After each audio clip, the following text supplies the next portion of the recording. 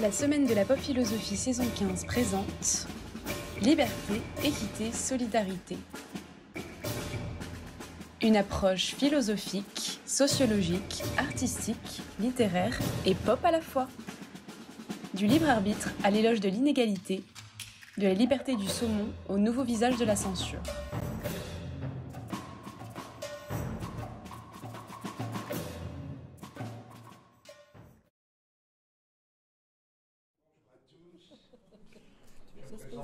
Je suis à l'initiative de ce petit festival, la semaine de la pop philosophie, qui réunit de grands intellectuels et de grands avocats chaque année. Yes.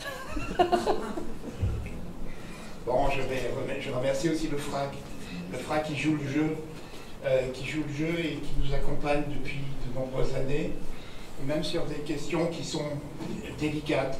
Quand j'ai été amené à penser cette journée, je me demandais comment on l'appelait, la semaine, les nouveaux visages de la censure, par exemple, ou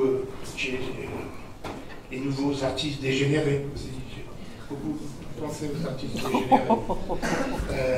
Cette exposition tristement célèbre, ou par exemple les artistes qui étaient amenés à s'inspirer, à s'approprier des cultures autres comme l'Océanie ou l'Afrique étaient très très mal vus.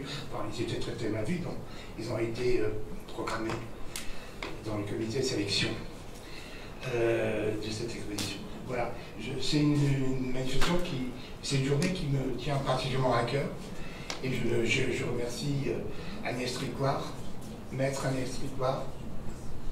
On dit pas maîtresse. Non, on dit pas maîtresse. On dit pas maîtresse. J'en étais sûre. Maîtresse Agnès, ça fait bizarre. Et voilà. Jean Slamovitch, Hubert Ekman, d'avoir eu la gentillesse d'accepter notre invitation. Je vous souhaite une très très bonne journée, une très bonne rencontre. À très bientôt. Ce soir peut-être pour la soirée Cuba Libre. Merci Jacques Serrano, merci le FRAC de nous accueillir en effet dans ces murs sur une réflexion qui prend tout naturellement place dans cet espace de création et de soutien à la création. Mon nom est Martin Legros, je suis rédacteur en chef de Philosophie Magazine, partenaire donc de la semaine de la pop philosophie depuis sa création, et en particulier donc de cet après-midi. Il n'est pas étonnant, l'a dit Jacques Serrano, dans cette semaine de la pop philosophie que nous consacrée au thème liberté, équité, solidarité, qu'une journée soit consacrée à l'art, à la liberté de la création dans l'art. On connaît tous l'intérêt de Jacques Serrano pour la question esthétique. Je crois d'ailleurs que la prochaine édition 2024 de la semaine de la pop philo sera consacrée à la question de l'art et du projet de démocratisation de l'art. Mais au-delà de cet intérêt personnel, en effet, l'art est devenu aujourd'hui, est au cœur, sans doute, au théâtre de débats récurrents sur la question de son existence, de son statut, à l'abri ou pas de nos opinions, de nos conflits, de nos tensions contemporaines, de nos critères de moralité contemporaine. Les artistes sont pris à partie, les œuvres de cinéastes accusés parfois d'agression sexuelle et leurs œuvres cancellées, d'œuvres accusées de reconduire des clichés racistes ou sexistes, d'offenser certaines communautés dont on s'approprierait leur histoire, mais tout aussi bien des demandes de censure venant d'autres bords contre des artistes accusés de légitimer le racisme, l'antisémitisme ou de porter atteinte à l'ordre public ou aux bonnes mœurs. Cet après-midi sera donc consacré à aborder à partir de cas un peu concrets, parce que rien de tel que de partir de cas concrets plutôt que de disserter de manière générale sur les nouvelles menaces qui planeraient sur nous. Donc à partir de cas concrets, nous allons aborder les enjeux philosophiques soulevés par ce débat sur les nouvelles formes de censure qui pèsent sur la création. Avant de nous entretenir un peu plus tard avec Hubert Ekman, professeur de lettres, et le linguiste Jean Slamovitch, ici présent, sur la cancel culture, nous sommes donc très heureux d'accueillir en ouverture de cet après-midi Agnès Tricoire pour un propos sur l'œuvre face à ses censeurs. Vous êtes Agnès Tricoire, avocate, spécialiste en droit de la propriété intellectuelle. Vous avez fait, vous me le disiez à l'instant, une thèse en philosophie et en droit sur la question de l'œuvre, de sa définition philosophique et juridique, qui sont des définitions distinctes, vous en direz peut-être un mot. Mais vous avez également participé à la création de l'Observatoire de la liberté de la création, un organisme rattaché, je crois, à la Ligue des droits de l'homme, qui est un espace de création, de partage d'expériences, de débat, de défense aussi des artistes face aux nombreux contentieux de censure auxquels ils sont exposés. Les demandes de censure, d'annulation, de déprogrammation se sont diversifiées. Elles ne viennent pas seulement d'ailleurs de l'extrême gauche, elles viennent aussi de l'extrême droite ou de la droite réactionnaire, elles viennent aussi, on l'a dit, de la gauche. Et vous nous expliquerez donc à la fois quelle est l'ambition de cet observatoire et aussi dans les éléments, les cas que vous faites remonter dans ce volume, L'œuvre face à ses censeurs, publié donc à la Seine en 2002, sur l'ensemble des cas de censure que vous avez été en tant qu'avocate ou en tant que membre de cet observatoire attaché à traiter. Nous ferez donc un exposé pendant une trentaine de minutes, après quoi je me permettrai de vous poser quelques-unes de questions et vous aurez la possibilité à votre tour, cher public, de poser vos questions et vos remarques à Agnès Tricoire. Merci Agnès Tricoire, je vous laisse la parole. Merci beaucoup, cher Martin Legros. Je vais vous raconter d'abord rapidement l'histoire de l'Observatoire. Ça vient d'interrogations de moi en tant qu'avocate ayant défendu des artistes censurés, notamment dans le Sud, à la suite de reprises en main de certaines municipalités par l'extrême droite, et pas seulement, aussi de ce qui s'est passé à Carpentras pour Jean-Marc Bustamante, qui a vu son exposition annulée à la suite d'un changement municipal, parce qu'il était jugé indigne qu'il expose un camion de semi-remorque recouvert de copeaux de bois en hommage, en évocation à la profanation des tombes du carré juif de Carpentras dans une chapelle désaffectée du culte depuis 1936. Ça a été le premier cas que j'ai défendu, que j'ai gagné devant le tribunal administratif de Marseille contre la commune de Carpentras. Et je voyais que ces cas se multipliaient. Henri Leclerc avait défendu l'auteur de La Fontaine bulldozérisée. Alors évidemment, les noms me manquent. Ça, c'est la fièvre et je m'en excuse, mais je les retrouverai. Mais on constatait au début des années 2000 que ces cas se démultipliaient. Il y avait l'histoire de l'exposition de présumés innocents à Bordeaux. En littérature aussi, plusieurs romans étaient menacés d'interdiction ministérielle. Je vais revenir à cette histoire d'interdiction ministérielle de la littérature. Rose Bonbon de Nicolas Josse-Gorlin, qu'on a défendu, qu'on a soutenu au moment où on a constitué l'Observatoire.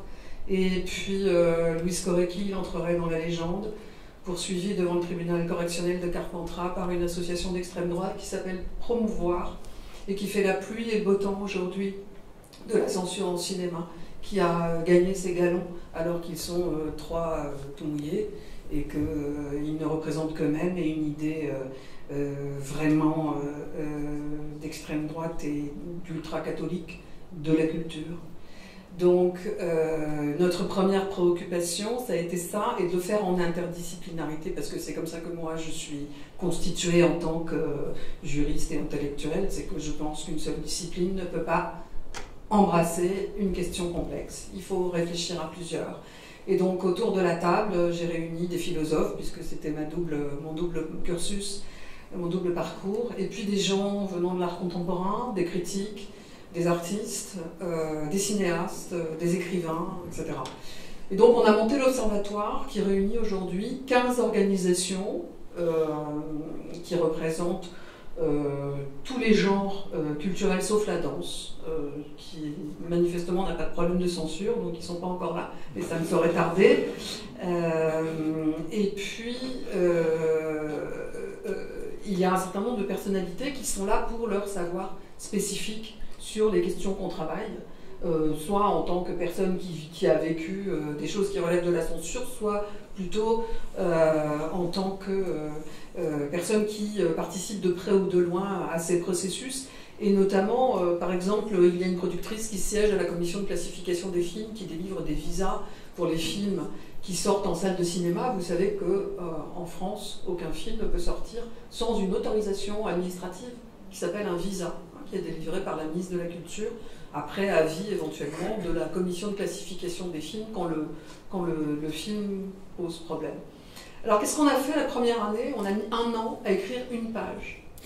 Pourquoi on a mis 1 an à écrire une page? Parce que les mots ne voulaient pas dire la même chose pour nous et qu'on s'est demandé... La liberté de création n'existait pas. Je crois vraiment qu'on peut dire qu'on l'a inventée et qu'on en est très très fiers.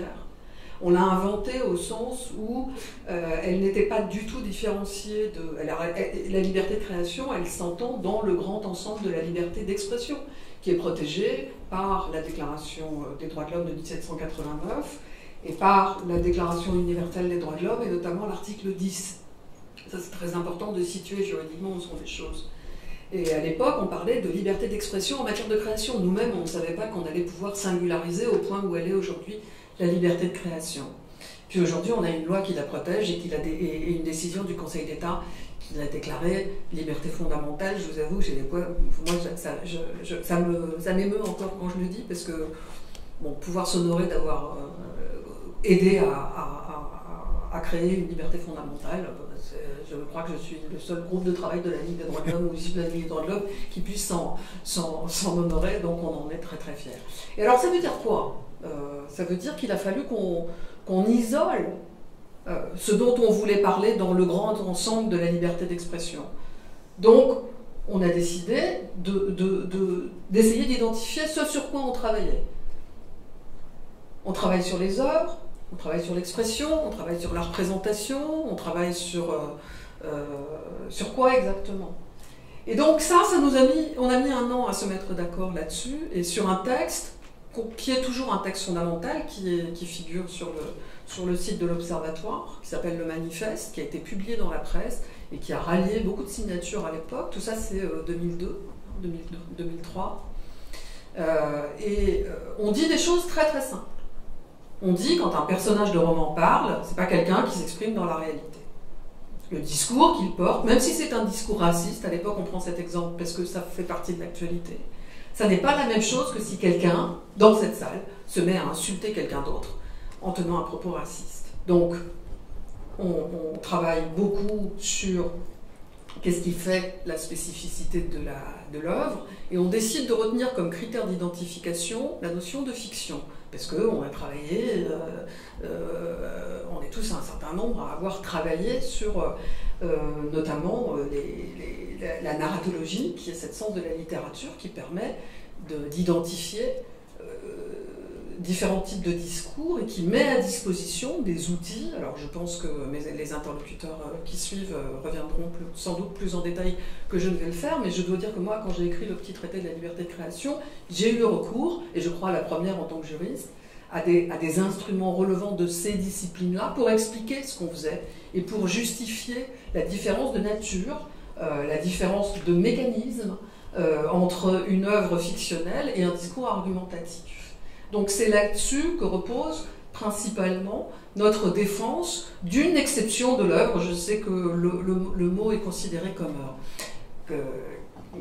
problématique aujourd'hui par un certain nombre de personnes, mais la question est complexe et il faut l'affronter, y compris dans le dissensus, à condition que le débat soit permis, et possible, et aimable, et courtois, condition que j'y mets impérativement. Ensuite, nous décidons de ne pas être dogmatiques. On m'a demandé récemment quel était le dogme de l'Observatoire sur telle question. Une journaliste du Monde, je lui ai répété 3 fois que nous n'avions pas de dogme. Elle a quand même écrit dans Le Monde, le dogme de l'Observatoire, c'est 2. Ça me hérisse le poil. Nous n'avons pas de dogme. Nous réfléchissons, nous pensons à plusieurs, et nous pensons parfois dans le dissensus parce qu'on n'est pas toujours d'accord. Et ça, c'est très très bien de ne pas être toujours d'accord, parce que les problématiques auxquelles on s'affronte sont de plus en plus compliquées. Nous n'avons pas de dogme, ce qui veut dire qu'à chaque cas qui nous est présenté, d'abord on n'a pas le temps de tous les traiter, hein, mais quand on nous présente un cas ou quand on décide de se saisir d'un cas, nous examinons les choses au cas par cas, c'est-à-dire à partir de ce dont le cas est constitué spécifiquement. Ça veut dire quoi le cas? Ça veut dire d'abord prendre connaissance de l'œuvre directement. Ce n'est pas toujours possible. Il y a des fois où on nous rapporte ce que dit une œuvre. Il y a des fois où, quand une représentation de théâtre se passe ailleurs qu'à Paris et que personne de l'Observatoire ne peut y aller, comment on fait pour décider d'intervenir, comment on fait pour réfléchir. J'ai beaucoup écrit dans les journaux juridiques pour demander aux juges de ne jamais juger les œuvres sans en avoir pris connaissance dans leur intégralité, dans leur autonomie, dans leur fonctionnement. Comment est-ce que nous, à plusieurs, nous pourrions prendre des positions ou refuser d'ailleurs d'en prendre si nous n'avons pas accès aux œuvres directement dans leur intégralité et dans leur intégrité. Donc ça, pour nous, c'est une règle absolue.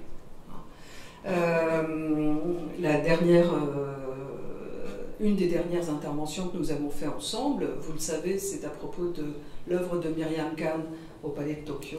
Nous sommes allés voir l'exposition la veille du jour où elle a été vandalisée, l'œuvre de Myriam Khan, puisque vous savez qu'elle a fait l'objet d'un jet de peinture. Et nous sommes allés voir cette exposition qui était absolument hallucinante et passionnante. Et combien il était d'ailleurs difficile de voir cette œuvre en dehors de son contexte d'exposition qui permettait complètement de lui donner un sens beaucoup plus complexe que, évidemment, le sens extirpé par ses contestataires. Alors, il y a un autre sujet sur lequel j'ai beaucoup travaillé, c'est qu'est-ce que ça veut dire que l'œuvre dit ça ? Qu'est-ce que c'est le message de l'œuvre et c'est quoi la différence entre le message de l'œuvre et le message dans l'œuvre? Il se trouve que je viens de relire Searle, qui est un des grands théoriciens de cette question-là. Pourquoi? Parce que, ça va peut-être vous paraître incroyable, mais parce qu'on est en train de faire une question prioritaire de constitutionnalité contre Darmanin, dans une histoire où il a interdit, grâce à une loi 49 complètement obsolète qui est censée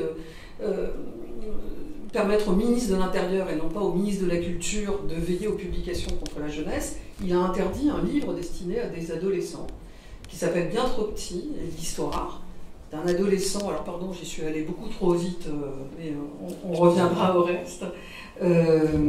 L'histoire, c'est un adolescent qui, à un cours de gym, se rhabille et ses camarades de classe se rendent compte qu'il a un tout petit zizi et se moquent de lui. Et ça va tellement loin qu'il décroche. Donc il y a le thème du décrochage scolaire qui est très important dans le roman. Et pour s'en sortir, il commence à écrire dans un site internet dans lequel on peut écrire et être lu par des gens publiquement. Et il commence à écrire des scènes assez hautes. C'est-à-dire qu'il s'en sort en racontant lui-même des fictions qui sont cochons. Hein, il ne faut pas... voilà. Et il a une interlocutrice qui le lit, et c'est passionnant, parce qu'il y a vraiment une interaction avec cette interlocutrice qui lui dit, par exemple, attention, la première scène, elle est un peu sexiste, et il comprend, elle lui explique, elle est beaucoup plus âgée que lui. Et c'est ce qu'on appelle un roman d'apprentissage, pour sortir du malheur et de la souffrance adolescente. Comment on fait? Lui, il écrit des scènes de cul. Voilà. Et ça a paru à Darmanin absolument déplorable. Et comment on lit une œuvre, qu'est-ce qu'on dit et qu'est-ce qu'on lui fait dire? Eh bien, dans l'arrêté d'interdiction, Darmanin cite les pages des scènes qui reviennent à 5 ou 6 reprises dans le roman, mais intercalées par toute l'histoire. Il cite les pages, il dit que ce sont des pages pornographiques. Point. Alors, qu'est-ce qu'on fait quand on extirpe des extraits d'une œuvre et qu'on les montre? Ce que font très souvent les gens qui contestent les œuvres. Qu'est-ce qu'on fait quand on fait ça? Qu'est-ce qu'on fait à l'œuvre? Qu'est-ce qu'on fait de l'œuvre quand on en cite des extraits pour dire ça ne va pas, ça doit être condamné, vous voyez monsieur le juge, ça c'est pas bien, ou madame le juge c'est pas bien, il faut... Donc qu'est-ce qu'on fait quand on prend des bouts d'œuvre et qu'on les remet dans la littéralité, qu'on les remet d'autorité dans un rapport à la littéralité qui fait qu'elles sont comptables, que l'auteur devient comptable des propos fictionnels qu'il a fait tenir à des personnages. Et là-dessus, vous avez une vraie évolution de la jurisprudence, notamment de la 17e correctionnelle, qui est cette fameuse chambre qui a jugé Baudelaire et Flaubert. C'est toujours la même. Hein. Ça ne se passe plus au même endroit parce que malheureusement le palais de justice a déménagé, mais il y a une chambre qui est la chambre spécialisée en droit de la presse. Ça en dit beaucoup, hein, que ce soit la chambre spécialisée en droit de la presse qui juge de la littérature et de la littérature fictionnelle, mais ils ont appris. Et ils ont appris avec nous, parce qu'on a beaucoup écrit, et que moi j'ai fait le pasteur entre ce que développait l'Observatoire et la littérature juridique. Donc j'ai écrit dans les revues juridiques pour dire aux juges, attention à ce que vous faites. Hein, une œuvre est une proposition polysémique qui s'offre à l'interprétation. Vous avez un jugement autoritaire. Qu'est-ce que vous faites en jugeant une œuvre? Réfléchissez à ce que vous faites. Et je l'ai fait aussi en allant voir les magistrats dans le cadre de leur formation permanente, etc., pour essayer de les alerter sur cette difficulté. Bon. Et voilà, c'est un peu ce que j'ai fait ces 20 dernières années, c'est ça. Et par ailleurs, effectivement, on a plutôt conçu l'Observatoire, alors pas au départ pour lutter contre l'extrême droite directement, bien qu'évidemment c'était dans le collimateur, mais c'était pas eux qui étaient aux premières lignes de toutes ces affaires dont je vous ai parlé au début, c'est plutôt la droite chiracienne Bontin, qui était représentée par des associations comme La Mouette, qui avait déposé une plainte contre l'exposition présumée innocent à Bordeaux, alors que son boulot c'est de s'occuper de rechercher les enfants disparus. Donc elle n'a aucun lien avec l'art. Et elle a un rapport complètement instrumentalisant avec les œuvres qu'elle est allée voir dans le cadre de l'exposition. C'est pareil, je veux dire, que ce soit un objet littéraire, que ce soit un objet pictural, une œuvre audiovisuelle, etc. La question, c'est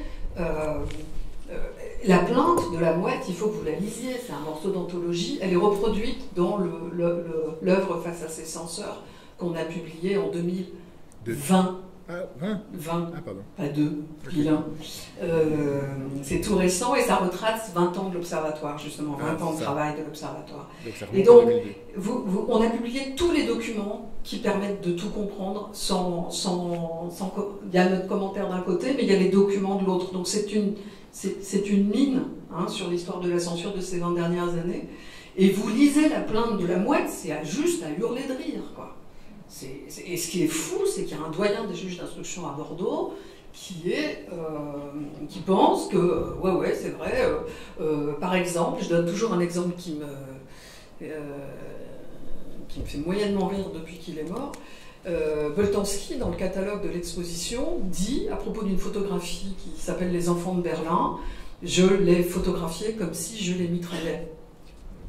Cette phrase est prise littéralement par l'association de La Mouette, qui accuse Boltanski de vouloir tuer les enfants. Vous voyez à quel niveau on est quand même, d'incompréhension de ce que c'est qu'un propos ayant un rapport avec l'art.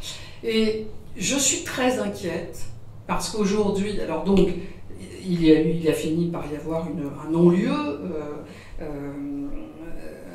contre cette exposition, et il y a eu une espèce d'entreprise de réhabilitation dans le Monde 2, il y a 2 ans, de l'association La Mouette, qui avait été injustement traînée dans la boue par tous ces affreux gens de gauche qui sont prêts à ce que tout et n'importe quoi soit dans l'espace public et qui refusent tout contrôle. Et tout d'un coup, on avait une espèce de réhabilitation comme ça, en disant oui, finalement, La Mouette, c'était pas si mal, elle voulait le bien des enfants, complètement déliant sur 8 pages. Avec une interview de cette directrice d'association qui avait quand même réclamé que toutes les œuvres soient brûlées. C'était pas tout à fait rien, et je ne sais pas si vous vous souvenez du contenu de l'exposition, mais ça représentait un panel d'artistes très connus. Ils ont lancé une commission rogatoire pour interroger Robert Mapplethorpe, qui était mort depuis 15 ans. Donc ils ne sont pas au point à Bordeaux. Bon. Alors, aujourd'hui, la complexité de nos débats, c'est, et je vais me différencier sans doute de ce qui va vous être dit après moi, c'est que nous avons affaire à des demandes qui sont des demandes progressistes, de faire attention aux violences sexuelles, aux violences sexistes, de faire attention aux discriminations, ce que naturellement, venant de la Ligue des droits de l'homme, je suis très encline à faire également. De faire attention à un certain nombre de choses et de désigner des œuvres ou des auteurs qui, eux, poseraient un problème par rapport à ces valeurs fondamentales et qui demandent qu'on n'aille pas voir telle ou telle œuvre. Jusque-là, ça va. Chacun a le droit de critiquer, de s'exprimer et d'appeler au boycott de ce qu'il veut. Là où ça devient un problème et là où nous allons nous trouver en face, y compris dans le conflit entre gens partageant des idéaux communs, qui sont des idéaux qui relèvent, pour aller vite, de l'ensemble de ceux qui sont protégés par la déclaration de 89 et la déclaration européenne, donc un idéal. On peut aussi reprendre le motto liberté, égalité, fraternité, enfin dans cet ordre-là des choses. On peut se retrouver opposé à des organisations qui vont demander, pas seulement protester contre un concert de Bertrand Cantat, mais qui vont essayer d'intervenir et de faire pression pour que le programmateur des programmes, qui vont faire barrage de leur corps lorsque le public va vouloir accéder aux œuvres, y compris à l'œuvre de théâtre dont il a fait la musique dernièrement au Théâtre de la Colline. Et donc, on va se retrouver à avoir en face de nous des gens qui ne sont pas seulement des groupuscules d'extrême droite, catholiques, excités, qui ne veulent pas que telle ou telle œuvre blasphématoire ait lieu, blasphématoire entre guillemets, puisque blasphème n'est pas un délit en France, mais potentiellement des amis politiques auxquels nous disons non. Il y a une ligne jaune qu'on ne franchit pas. On peut tout à fait avoir un problème et considérer qu'on n'a pas envie d'aller voir Bertrand Cantat sur scène, et même le dire publiquement, et même dire que, voilà, ça, aucun problème. Mais chacun est libre d'accéder aux œuvres, et personne ne doit s'interposer entre soi et les œuvres. Parce que, pourquoi ? Eh bien, à cause de Kant. Parce que il n'y a pas de société plus démocratique qu'une société qui permet à chacun de se faire son propre jugement et de prétendre le partager avec tout le monde, c'est-à-dire de le proposer au débat, ce jugement sur les œuvres. Et que, jusque-là, moi je trouve que cette raison est absolument indépassable, et si on en trouve d'autres ensemble, je serais ravi, mais voilà, je la mets sur la table. Merci beaucoup de ce premier propos qui pose plein de questions. Je voudrais, dans un premier temps, essayer de suivre le fil de votre propos qui est vraiment passionnant. Non, pas du tout. Vous avez commencé par dire, et je voudrais juste des petites précisions, que votre intervention, dont vous êtes fier, a consisté à apporter un nouveau concept juridique et sans doute philosophique, c'est cette notion de liberté de la création expressément distinguée de liberté de l'expression. Donc je voudrais vous demander, justement, en quoi est-ce que la liberté d'expression se distingue, sur base de quels critères, de celle de la liberté d'expression? Premier point. Je peux... Okay. Une par une, vu l'état ralenti dans lequel je suis. Alors, la liberté de création fait toujours partie du grand ensemble de la liberté d'expression. Parce que si la loi française a décidé de la protéger en tant que telle, dans les conventions de droits de l'homme, on ne peut pas les modifier. Et il n'y a toujours que la liberté d'expression. Donc ça veut dire que les juges doivent tenir compte de ce que j'ai expliqué tout à l'heure, c'est-à-dire de critères qui permettent de distinguer les discours dans l'œuvre selon la nature de l'œuvre. Ce n'est pas la même chose de juger un propos politique tenu par un homme politique dans un livre ou dans un article de journal que de juger le propos d'un personnage dans un roman. Et donc, c'est cet apprentissage-là qui est en cours que j'ai mentionné, mais c'est donc le grand ensemble de la liberté de création, de la liberté d'expression. Alors, vous faites exactement ça me mène directement à ma deuxième question.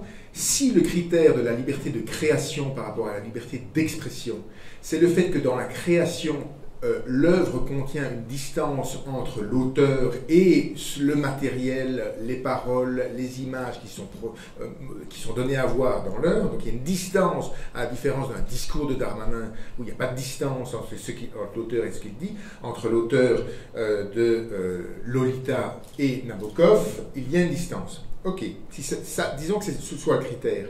Mais est-ce qu'il n'y a pas des œuvres où cette distance n'est pas évidente, voire problématique? Je prends un exemple très, très concret.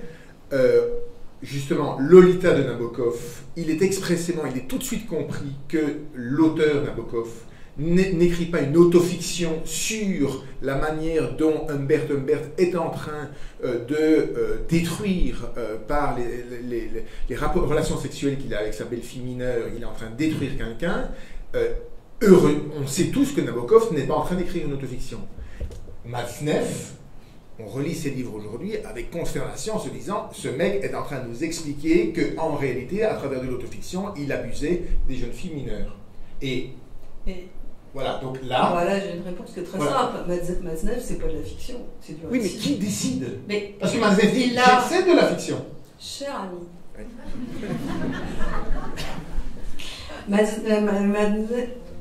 J'ai du mal là. Matzneff n'a jamais prétendu qu'il racontait des histoires. Au contraire, il s'est toujours vanté de raconter la réalité. Donc, c'est un peu... la fiction, ça n'est pas un cache-sexe. Ça m'est arrivé pour dire les choses très clairement. Quand je disais tout à l'heure qu'on n'est pas dogmatique, ça m'est arrivé de plaider contre des choses qui se présentaient comme des fictions. 2 fois, contre Dieudonné. Hein, alors que vous avez été contre l'interdiction de ce spectacle. Absolument, ouais. Mais parce que pour des raisons différentes que je peux expliquer. Mais restons... Oui. Alors, j'ai plaidé contre... enfin, pas 2 fois contre Dieudonné, parce que la deuxième fois, c'est plus compliqué. Je vais expliquer.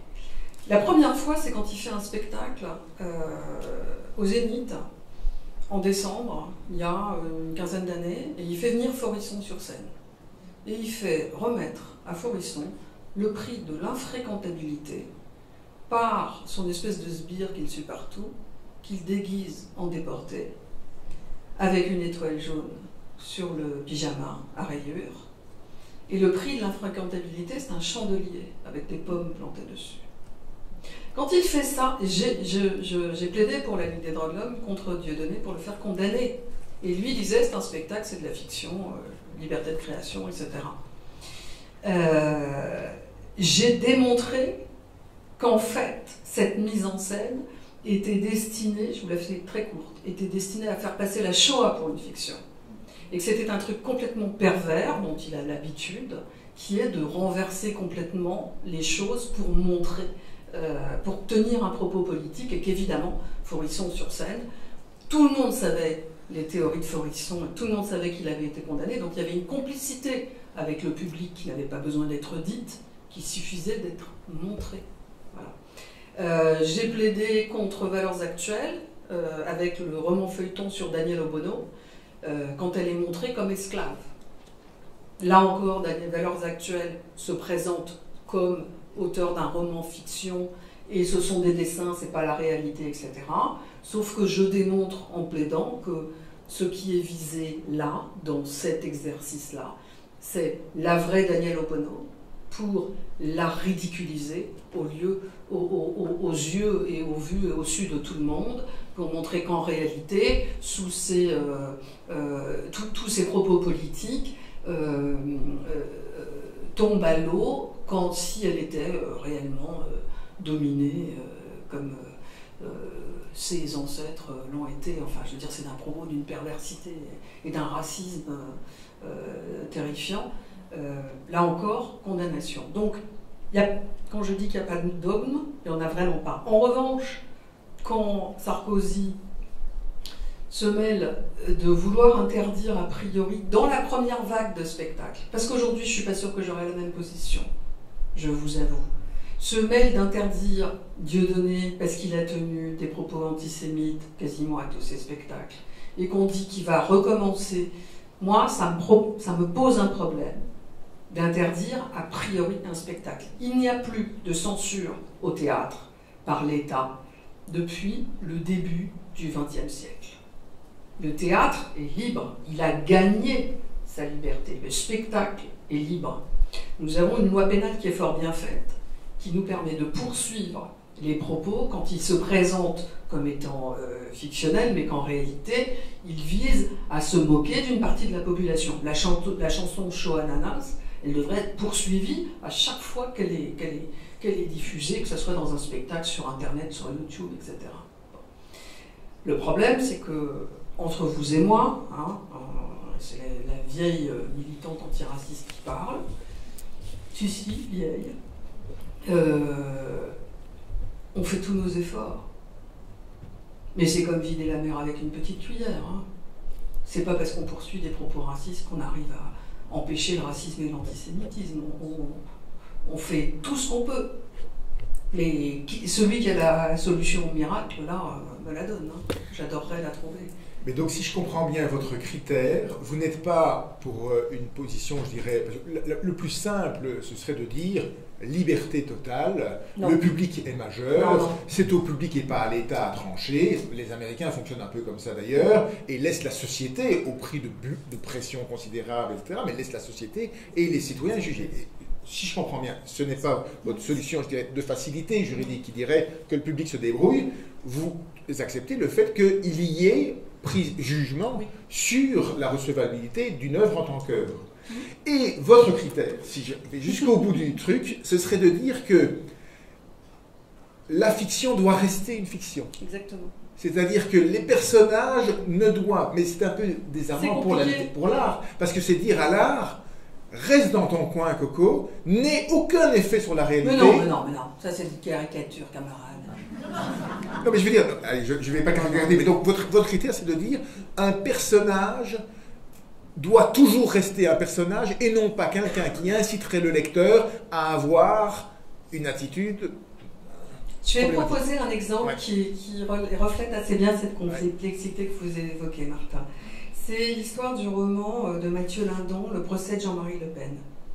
Dans ce roman, Mathieu Lindon met en scène des personnages antiracistes qui détestent tellement Le Pen qu'ils traitent le parti, à l'époque le Front National, de bande d'assassins. Le Pen trouve pas ça drôle, il poursuit en diffamation. Honte sur la France qui a condamné Mathieu Lindon en première instance, en appel et devant la Cour de cassation. Et les magistrats qui ont rendu ces décisions, aujourd'hui, s'en mordent les doigts. Bon, et ça, pourquoi? Parce qu'on a beaucoup avancé, on a beaucoup évolué. Mais le problème, c'est que le personnage qui parle de Le Pen, du vrai Le Pen, a priori, ou du faux Le Pen, c'est-à-dire du Le Pen du roman, ça, c'est une première question. La deuxième question, c'est ce militant antiraciste, il n'existe que sur le papier. Ce sont des mots sur un papier, c'est pas une vraie personne. Mais le Front National existe. Ben oui, Françoise, le Front National existe. Donc, Mathieu Lindon, il joue exprès sur une frontière qui est celle de l'indécidabilité, hein, et en même temps, ça reste un personnage qui tient un propos. C'est pas lui qui écrit un article dans l'IB en disant « Le Front National, c'est une bande d'assassins ». Et on ne le lit pas de la même façon. Il faut que je me pousse? Non, on ne le lit pas de la même façon. Donc, c'est ce qui est important de comprendre, c'est que nos positions de récepteurs varient selon les objets auxquels on a affaire. Quand on est en face, et là-dessus, c'est très très important de lire la philosophie, de lire la narratologie, c'est que ça nous permet de comprendre qu'on a différents registres d'attention, d'émotion, d'intelligence, de mélange des deux, etc., qui font qu'on ne comprend pas les choses de la même façon et qu'on ne les absorbe pas de la même façon et qu'on ne les croit pas de la même façon. Donc il y a enfin, j'ai beaucoup travaillé sur la question de la crédulité, puisqu'on accuse les œuvres d'être dangereuses. Alors si les œuvres sont dangereuses, c'est qu'on est vraiment tous des grands enfants qui croyons tout ce qu'on nous raconte au travers de la fiction. Donc qu'est-ce que ça veut dire que cette histoire de dangerosité des œuvres? Et pourquoi il y a encore aujourd'hui une croyance que les œuvres d'art ou les œuvres audiovisuelles sont plus... Alors pas les œuvres d'art, parce que tout le monde, en fait, tout le monde s'en fout des œuvres d'art, à part 2 ou 3 hystériques à l'extrême droite. Hein. Les œuvres d'art contemporain, à peu près tout le monde s'en fout. Mais, alors le cinéma, hein, on continue. Il y a une commission de classification des films qui est sous l'égide de la ministre de la Culture, et il y a des gens qui regardent tous les films en se disant « Attention, qu'est-ce que ça va pouvoir faire de mal éventuellement aux enfants et aux adolescents ?» Et quand on apprend qu'il y a une commission auprès du ministre de l'Intérieur qui lit les bouquins destinés aux ados et aux mineurs de façon générale, mais par répercussion, parce que la loi est ainsi faite, tout livre susceptible de tomber dans les mains d'un mineur, c'est-à-dire toute la littérature, et qu'on est encore dans un régime où il y a une possibilité d'interdiction préalable, on a l'impression d'être au 19e, et encore dans sa partie la pire. Donc, on a un problème, c'est qu'on ne mesure pas à quel point la censure en France est extrêmement forte, et que si ce régime tombe dans de mauvaises mains, on va à la catastrophe généralisée. Moi, vraiment, je voudrais qu'on prenne aujourd'hui conscience que, à force de laisser des lois obsolètes dans les mains... Le dernier ministre de l'Intérieur qui avait essayé d'interdire un roman, c'était Sarkozy. C'est cassé le nez parce qu'on est monté au filet et que tout le monde a crié au scandale. Cette fois-ci, Darmanin le fait. Et ça fait quoi? Rien. À part des prises de position dans un journal et quelques échos. Ça fait quoi? Qui l'a contesté? Qui a dit c'est pas possible, etc. Rien. Donc, nous savons que nous sommes dans une période de recul des libertés publiques extrêmement dangereuse et problématique, et je trouve que la question de la censure est tout à fait symptomatique. Aujourd'hui, Darmanin peut se permettre d'aller censurer un livre qui ne pose en réalité aucun problème. Tout ça pour faire le contrepoint de la ministre de la Culture qui, elle, a pris la défense de Myriam Kam au Palais de Tokyo, ce qui ne plaisait pas à l'extrême droite, et on sait très bien qu'on est dans un jeu de domino très intense, en préparation des prochaines élections. Donc, ça ne va pas. Ça ne va pas. Il faut tous qu'on en ait conscience. Je me rassois, je me calme. J'adore. Je suis dans une famille d'avocats et à un moment donné, les avocats doivent se lever. Ils ont l'impression d'être dans un prétoire et de défendre une cause. Voilà. Mais c'était très convaincant. Merci beaucoup, Agnès. Juste une toute petite chose peut-être à l'avocate, technicienne. C'est quoi la différence entre la condamnation d'un auteur et l'interdiction de son œuvre? Parce que j'ai cru comprendre en vous lisant que c'était un levier qui était... C'est deux choses différentes. Ouais. L'interdiction, c'est une interdiction préalable qui est prononcée par l'administration. Alors normalement, elle est préalable au cinéma, elle n'est pas préalable avec la littérature parce qu'elle peut tomber jusqu'à un an après la publication du livre. Une condamnation, c'est prononcé par un tribunal une fois que l'œuvre est sortie, parce que l'œuvre est accusée de violer la loi de telle et telle manière. Mais on peut maintenir une œuvre dans l'espace public tout en condamnant son auteur. Mais alors, vous parliez tout à l'heure d'autofiction. Tous les bouquins récents d'autofiction qui ont été condamnés parce qu'ils portaient atteinte à DSK, parce que Francesca, comment elle s'appelle, Machinette était allée coucher avec lui pour écrire un bouquin et raconter ses performances sexuelles, comment elle s'appelle, Marcella. Tous ces livres ont été condamnés à des dommages et intérêts, mais ils sont toujours en vente libre. Donc il y a une histoire totalement hypocrite du rapport judiciaire aux œuvres aussi. Très bien. Alors, à vous de vos questions, vos interrogations, on a une dizaine de minutes. Je suis sûr que vous avez beaucoup de questions, de remarques. Il y a un micro qui normalement se balade. On vous la porte. Vous voulez que c'est moi qui apporte le micro Non, c'est bon. C'est fait. Il y a un micro derrière Françoise. On vous écoute. Voilà, monsieur. C'était où? J'ai vu, voilà. Oui.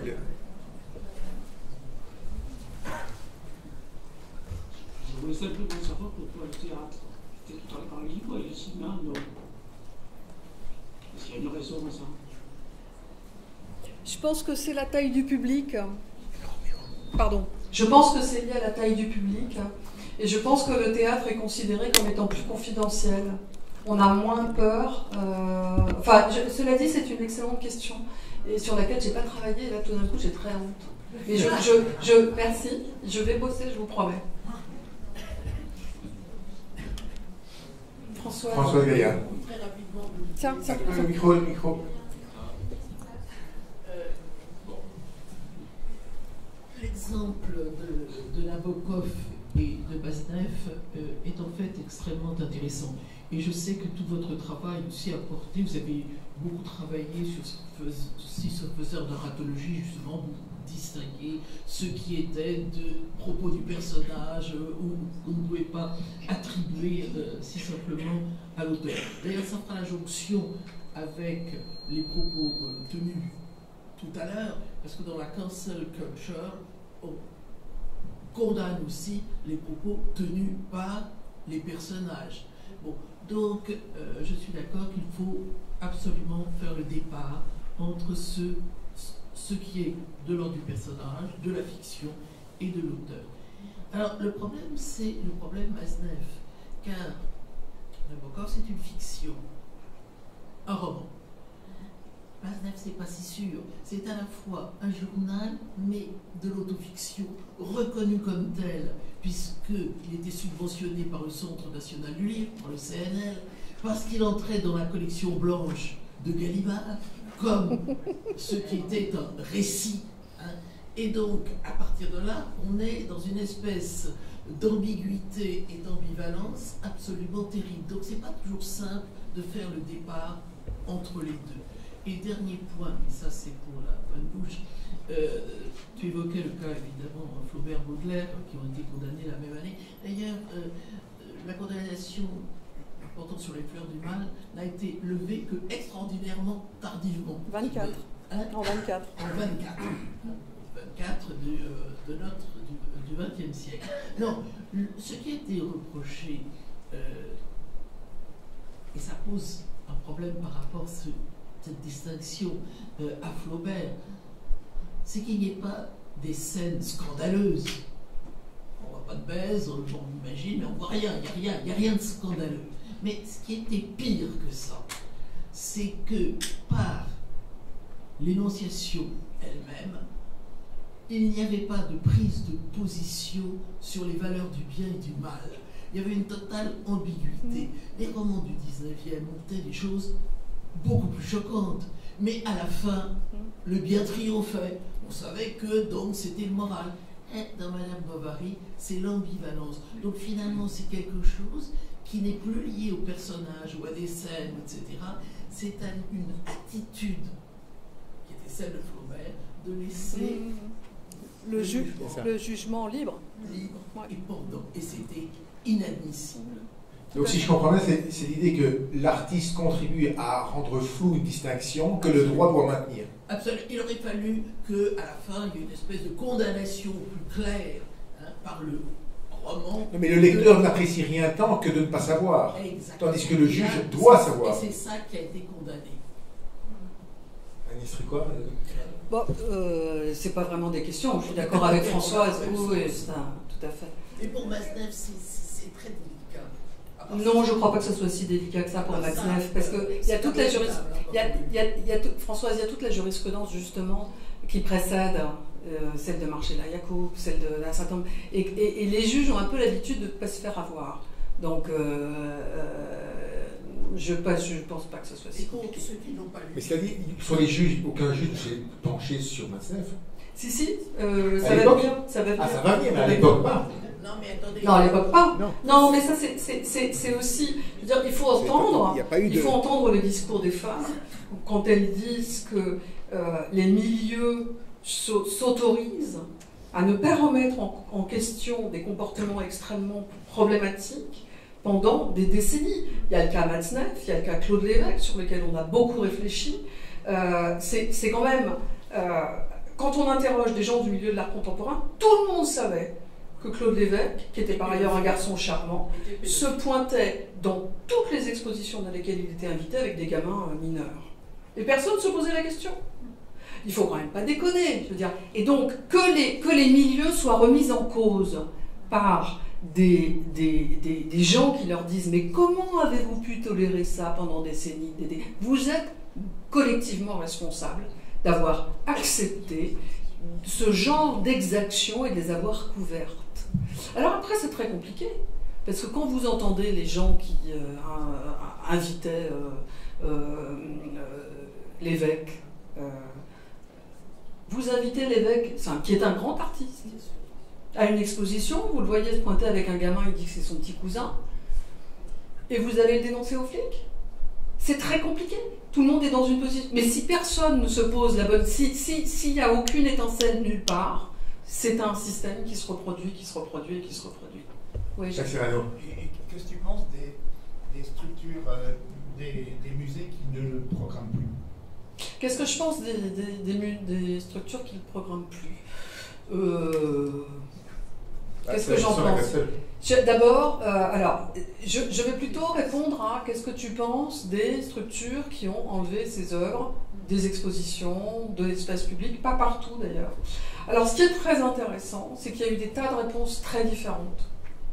Il y a des gens qui ont retiré ces œuvres, notamment l'abbaye de Fontevraud, qui avait une œuvre magnifique, elle est plus visible. Mais il y a des municipalités qui ont organisé des débats citoyens autour de est-ce qu'il faut enlever l'œuvre de Claude Lévesque ou pas. Et ça, je trouve ça très très bien d'organiser la discussion. Je trouve que ces questions ne sont pas simples. J'aurais tendance à dire que quand une œuvre n'a aucun rapport représentationnel avec les faits dont il s'agit, il ne devrait pas y avoir de problème. Il n'empêche qu'aujourd'hui, on a beaucoup augmenté les seuils de sensibilité des gens qui font que quand ils savent, ça les dégoûte et qu'il faut tenir compte de ça. Hein, ça fait partie du paysage politique et il faut organiser la discussion. La question de l'inversion de la tolérance, moi je vais lancer le débat de façon un peu polémique avec vous. Je ne suis pas du tout d'accord pour qu'on utilise le terme de cancel culture à propos de tout ça. On a aujourd'hui des revendications qui relèvent non pas d'une demande à prendre de façon négative, mais moi qui aimerais bien concilier tous ces intérêts que je défends, que j'essaye de défendre tous à la fois, j'aimerais bien qu'on arrête de les opposer, j'aimerais bien qu'on arrête d'agiter. On a suffisamment d'ennemis comme ça. Hein. Je pense qu'on voit à peu près où ils sont, comment ils peuvent arriver. Je voudrais bien qu'on arrive à... Et c'est très difficile aujourd'hui, ça fait 20 ans que j'essaye d'organiser des débats avec des gens qui s'opposent à des œuvres. Je n'y arrive pas, les gens ne veulent pas débattre entre eux. Nous, on y arrive à l'intérieur de l'Observatoire, on y arrive dans nos organisations différentes, il y en a qui sont là, je les salue. Mais c'est très difficile de faire un débat public avec des gens qui sont des opposants à une œuvre. Je me souviens de sortir du plateau de BFM avec la fille qui dirigeait Oser le féminisme, qui voulait que Quentin ne chante pas, ne tourne pas. Et on s'est opposé, et en sortant, elle m'a dit qu'en gros, qu'elle était membre de la Ligue des droits de l'homme et qu'elle allait démissionner, et qu'elle était très étonnée que j'ai des positions comme les miennes et que je n'honorais pas les droits de l'homme. C'est-à-dire qu'on en est à l'anathème, on en est à tu ne devrais pas penser ce que tu penses. C'est très difficile de partager dans ces conditions-là, c'est très d'échanger paisiblement. L'idéal kantien de l'échange démocratique est très loin, mais il faut qu'on y revienne. C'est pas parce qu'il est loin qu'il ne faut pas qu'on y revienne. Aujourd'hui, tout part en sucette, on est d'accord? Le monde dans lequel on vit est très compliqué. Mais il faut qu'on arrive à débattre. On va prendre deux dernières questions. On va prendre les deux questions à la suite et on y répondra à la suite, comme ça. Si j'y arrive, tu vas m'aider. Est-ce qu'il existe un droit européen en la matière et qu'est-ce qu'il apporte de plus ou de mieux par rapport au droit français? Okay. Un droit européen. Un droit européen de quoi? De la liberté de création. Intellectuelle. De la propriété intellectuelle ou de la liberté de création? C'est pas Les pareil? deux. Les deux, carrément. Okay. Voilà. Et la deuxième question. Ah, ils sont durs, hein. Ouais, vous avez dit qu'il n'y a pas de livres qui ont été interdits, mais je regrette Suicide, mode d'emploi a été interdit complètement et de suite. Mais j'ai jamais dit qu'aucun livre avait été interdit. Oui, hein. vous avez dit que ça prend du temps, bon ça va, c'est pas grave.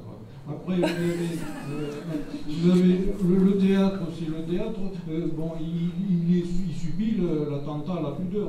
Bien sûr, les théâtres porno, ça n'existe plus comme si les théâtres. Après, je vous pose la question, si le peuple ne joue pas, quel est ceux qui jouent le plus, le peuple ou les politiques? VGE, Giscard d'Estaing voulait tout interdire, eh bien, il voulait tout légaliser, il parlait de Rimbaud, tout ça, alors que c'est le peuple qui l'a empêché, voilà.